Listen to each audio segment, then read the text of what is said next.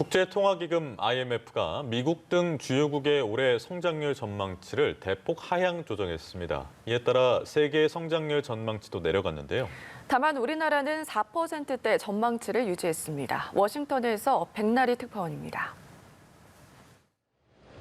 국제통화기금은 세계경제전망 보고서에서 올해 세계경제 성장률 전망치를 지난 7월 6%에서 5.9%로 0.1%포인트 낮췄습니다.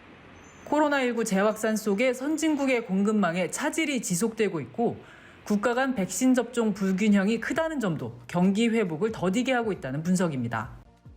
Outbreaks in critical links of global supply chains have resulted in longer than expected supply disruptions, feeding inflation in many countries.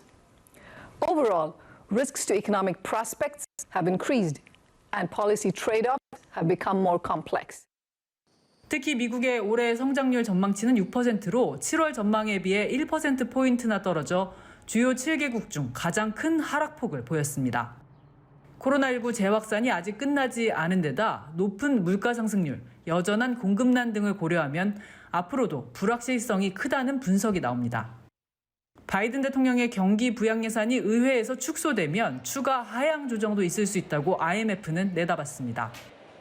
중국의 올해 성장률 전망치도 8%에서 0.1%포인트 내렸는데 공공투자가 예상보다 크게 줄어들었다는 점을 소폭 조정 이유로 들었습니다. 그러면서 무질서한 기업의 채무 불이행이나 재조정은 광범위한 반향을 불러올 수 있다고 지적했는데 외신은 유동성 위기로 어려움을 겪는 중국 헝다그룹 사태를 언급한 것으로 분석했습니다. IMF는 독일과 일본 등의 올해 성장률 전망치도 줄줄이 내렸습니다. 다만 한국은 지난 7월 4.3%로 대폭 상향한 전망치를 유지했습니다. 글로벌 공급망 차질 등 악재에서 한 발 비껴서 있다고 판단한 것으로 보입니다.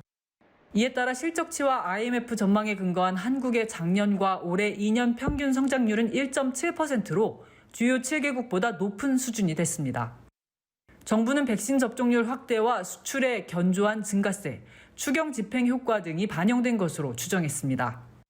한편 IMF는 미국 등 선진국들의 내년 성장률 전망치는 높여 잡아 올해 회복이 다소 부진하더라도 내년엔 빠르게 반등할 것으로 예상했습니다.